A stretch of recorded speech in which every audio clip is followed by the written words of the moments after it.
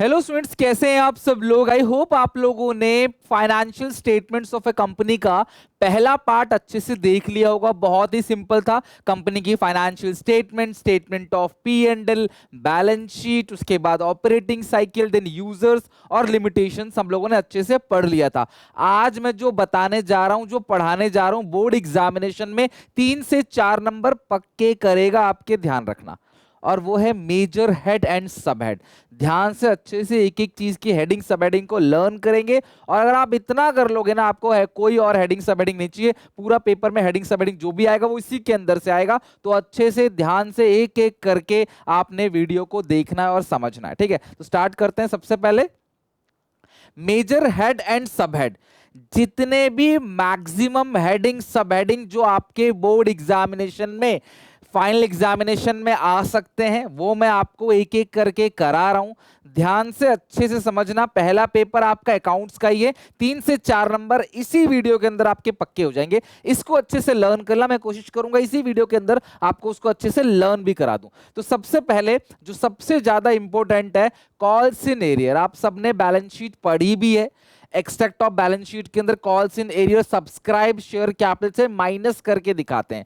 तो बाई जो सब हेड है वो है bye way of deduction from subscribe share capital, और मेन हेड वो किसके अंदर आता है? शेयर होल्डर्स फंड के अंदर आता है। सेकंड है शेयर फॉरफिट अकाउंट, ये उसी में ऐड होता है अगर आपको याद हो तो, by way of addition in subscribe share capital, और जो मेन हेड है वो क्या है? Shareholder fund. ध्यान रखना, कॉल्स इन एडवांस जो है वो करंट लायबिलिटी है, but calls in arrear share forfeit account ये मेन हेड है आपका shareholder fund, sub head है कॉल्स इन एरियर माइनस करके दिखाते हैं सब्सक्राइब शेयर कैपिटल में से। शेयर फॉरफिट अकाउंट का बैलेंस जो अमाउंट आपने फॉरफिट कर लिया है वो प्लस करके दिखाते हैं शेयर कैपिटल के अंदर, राइट, सब्सक्राइब शेयर कैपिटल में। अगला है कॉल्स एडवांस। एडवांस इनकम हो, इंटरेस्ट अक्रूड एंड ड्यू हो, नॉट ड्यू हो ऑन बोरोइंग्स। इंटरेस्ट अक्रू हो, चाहे ड्यू हो चाहे नॉट ड्यू हो बोरोइंग्स पे, ये सब के सब आपका करंट लायबिलिटी है। और जो सब हेड है वो अदर करंट लायबिलिटी। होपफुली अगर आपको मेन हेड पता है, किसी का सब हेड नहीं पता, आपको समझ नहीं आ रहा कि क्या है, तो मेरी रिकमेंडेशन रहेगी भैया आप अदर करंट लायबिलिटी करके आ जाना। इस तरीके से एसेट में आपको कुछ समझ नहीं आ रहा, आपको लग रहा है तो ये करंट ही, तो भैया अदर करंट लायबिलिटी। एसेट में other current asset. Unclaim dividend हो चाहे अनपेड डिविडेंड हो, अनक्लेम हो चाहे अनपेड हो, मेन हेड है करंट लायबिलिटी, सब हेड जो है वो अदर करंट लायबिलिटी। नेक्स्ट है डिबेंचर, चाहे वो परसेंटेज डिबेंचर हो, चाहे बॉन्ड हो, चाहे पब्लिक डिपॉजिट हो, ये सारी की सारी मेन हेड है non current liability, sub head है लॉन्ग टर्म बोरिंग। या फिर लॉन्ग टर्म लोन हो, लॉन्ग टर्म लोन आपने लिया है, डिबेंचर है, बॉन्ड है, पब्लिक डिपॉजिट है, ये सब मेन हेड है non current liability, sub head है लॉन्ग टर्म। बस इतना याद रखना है और होपफुली इसमें से 50% आपको याद होगा, बाकी 50% आपको ध्यान रखना है। इतना ही सिंपल सा काम, इससे बाहर पेपर में आएगा। किसी भी प्रकार का रिजर्व हो, जनरल रिजर्व हो, सिक्योरिटीज प्रीमियम रिजर्व हो, डिबेंचर रिडेम्पशन रिजर्व हो, टैक्स रिजर्व हो, स्टेटमेंट ऑफ पेल का क्रेडिट बैलेंस, यानी कि अगर प्रॉफिट हो तो वो उसका मेन हेड क्या है? Shareholder fund, sub head है रिजर्व एंड सरप्लस। सरप्लस के अंदर आ जाता है प्रॉफिट, रिजर्व के अंदर एनी टाइप ऑफ रिजर्व जिसके नाम के आगे रिजर्व लिखा हो। ठीक है, नाउ नेक्स्ट है स्टेटमेंट ऑफ मिलकर डेबिट बैलेंस। बड़ा प्रॉफिट होता है क्रेडिट बैलेंस, डेबिट जो है वो लॉस है, मेन हेड है shareholder fund, sub head है reserve and surplus bye way of deduction. तो ये रिजर्व एंड सरप्लस के अंदर आता है बाय वे ऑफ डिडक्शन, यानी कि माइनस करके दिखाते हैं, लॉस को माइनस करके दिखाते हैं, प्रॉफिट को प्लस करके दिखाते हैं। ठीक है, नेक्स्ट है पब्लिक डिपॉजिट बॉन्ड, अभी बताया नॉन करंट लायबिलिटीज और long term borrowing.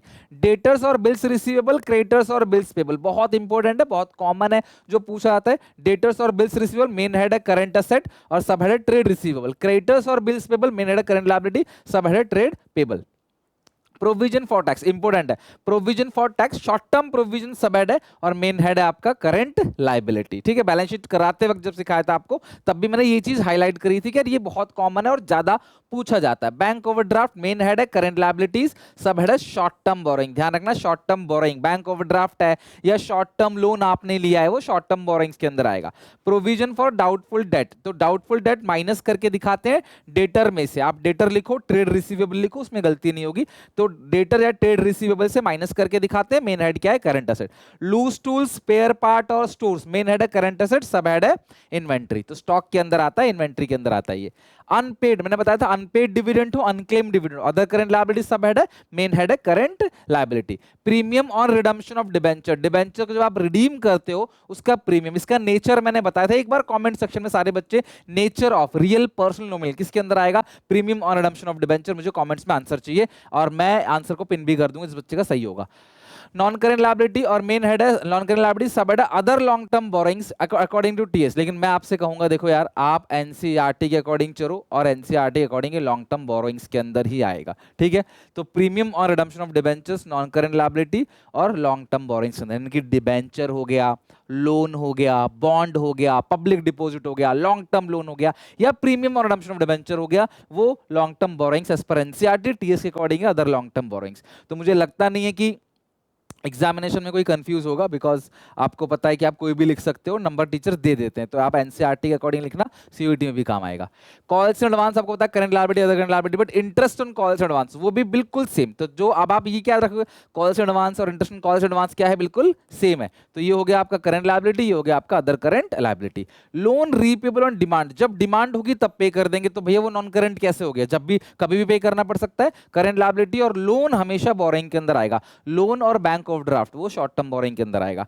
Calls in advances current liability, non current, ये नॉन करंट, अच्छा सॉरी कॉल्स इन एडवांस नहीं, कैपिटल एडवांस लिखा है, capital advance non current asset और long term loan and advances. ध्यान रखना, capital advances आपने जो पैसे एडवांस दिए हैं वो मेन हेड है नॉन करंट, ये एडवांसेस यानी आपने दिया है, जब भी एडवांस वर्ड आता है ना इसका मतलब दिया है आपने, लॉन्ग टर्म लोन एडवांस के अंदर आएगा, सब हेड मेन हेड है non current asset. Capital work in progress, आपकी बिल्डिंग जो है वो वर्क इन प्रोग्रेस है, non current asset, PP intangible assets के अंदर, पीपी के अंदर आएगा। देखो अब जो ये तो मेन हेड हो गया non current asset, sub head है PP property plant equipment intangible asset, ये पूरा है, इसके अंदर आता है पीपीई और दूसरा आता है इंटेंजिबल, तो ये पीपीई है यानी ये टेंजिबल्स की बात कर रहा है, राइट। तो मेन हेड है नॉन करंट एसेट और सब हेड क्या है, पीपी इंटेंजिबल्स के अंदर, पीपीई के अंदर आता है, यानी कि प्रॉपर्टी प्लांट इक्विपमेंट है ये, ओके।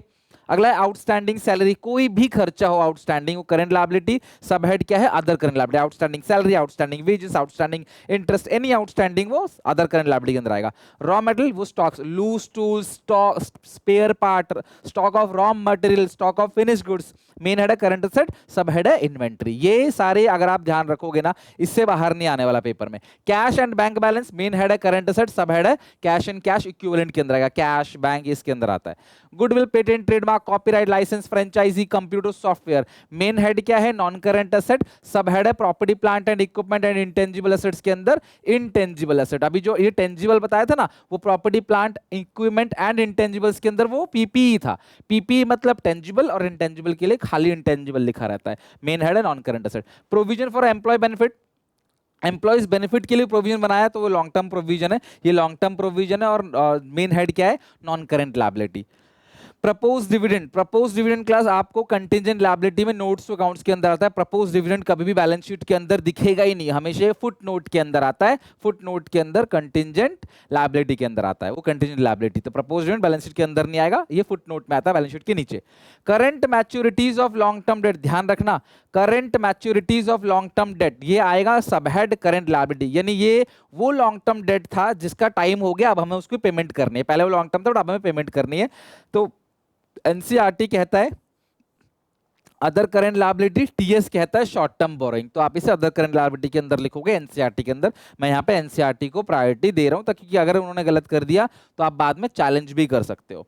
नेक्स्ट है मॉर्गेज लोन, तो लोन तो नॉन करंट लायबिलिटी है, लॉन्ग टर्म बोरोइंग के अंदर है, कोई भी लोन हो, मॉर्गेज लोन हो, सिक्योर्ड लोन हो, अनसिक्योर्ड लोन हो, लॉन्ग टर्म लोन हो, डिबेंचर हो, बॉन्ड हो, पब्लिक डिपॉजिट हो, सबका सेम है, सब हेड लॉन्ग टर्म बोरोइंग्स और मेन हेड है non current liability. Prepaid insurance, कोई भी प्रीपेड इंश्योरेंस हो, अक्रूड इनकम हो, income earn but not receive हो, मेन हेड है करंट एसेट, सब हेड है other current asset. Similarly outstanding expense हो गया या फिर आपका एडवांस इनकम हो गया तो मेन हेड है करंट लायबिलिटी, सब हेड है अदर करंट लायबिलिटी। यहां पे एसेट है तो मेन हेड करंट एसेट है, सब हेड है other current asset. Live stock, live stock का मतलब कोई भैंस पाल रहा है, गाय पाल रहा है, तो उनके लिए जो लाइव स्टॉक है तो मेन हेड क्या है non current asset, sub head है property plant equipment and intangible assets के अंदर, क्योंकि ये टेंजिबल है तो प्रॉपर्टी प्लांट इक्विपमेंट के अंदर आएगा, भाई उनके लिए वही प्रॉपर्टी प्लांट इक्विपमेंट है। मैच्योर डिबेंचर बिल्कुल same, mature debenture current liability other current liability, mature debentures जो है आप इसके अंदर करंट लायबिलिटी और अदर करंट लायबिलिटी। ओके और कैपिटल वर्क इन प्रोग्रेस, अगर कैपिटल वर्क इन प्रोग्रेस की बात करें तो ये तो मैंने आपको बता ही दिया अभी, कैपिटल वर्क इन प्रोग्रेस है non current asset, property plant equipment and intangible asset में प्रॉपर्टी प्लांट इक्विपमेंट के अंदर आएगा। कैपिटल वर्क इन प्रोग्रेस पहले भी था, आपको पहले भी कैपिटल वर्क इन प्रोग्रेस दिख गया होगा, ये वही है आपका कैपिटल वर्क, ये रहा capital work in progress already है पहले, ठीक है, तो सेम चीज आ गई यहाँ पे। Employ earn leave payable on retirement, employees earn leaves payable on retirement, भाई एम्प्लॉय ने जो छुट्टियों में भी काम करके पैसा कमाया है वो कहाँ पे आएगा, नॉन करेंट लायबिलिटी में, और ये लॉन्ग टर्म प्रोविजंस के अंदर आएगा।